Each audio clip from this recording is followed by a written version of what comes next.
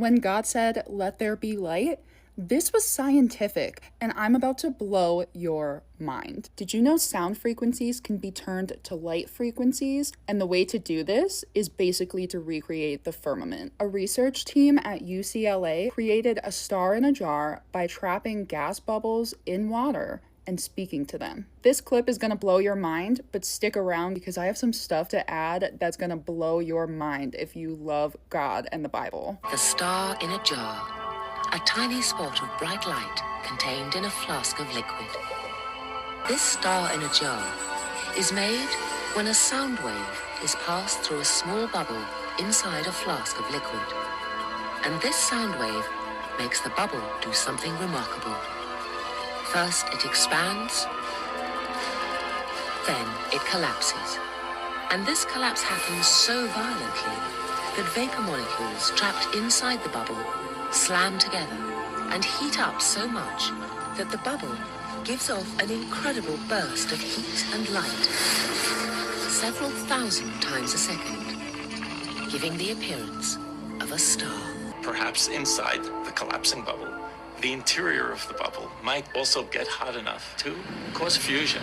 Upon further research, the only way that they can create those gas bubbles to send the sound through to create the stars is by creating a vacuum environment, adding water, and violently ripping the water apart. So on day 2 of creation, God took all of this water, separated it all at once, which definitely qualifies as violently ripping it apart in a vacuum space, placed the firmament, and God said, "Let there be lights in the firmament of the heaven to divide the day from the night." So I asked ChatGPT about the frequencies required to create a sonoluminescence effect, which is the star in a jar. And then I asked it to take the frequency of the sound and place it on the color spectrum with its coordinating color. And the color that creates sonoluminescence would be green. And if you've been around my page, I've had this theory that Polaris is God's throne room, and Polaris emanates a green light. So our gas bubbles would be right about here in the firmament. My theory is that we know that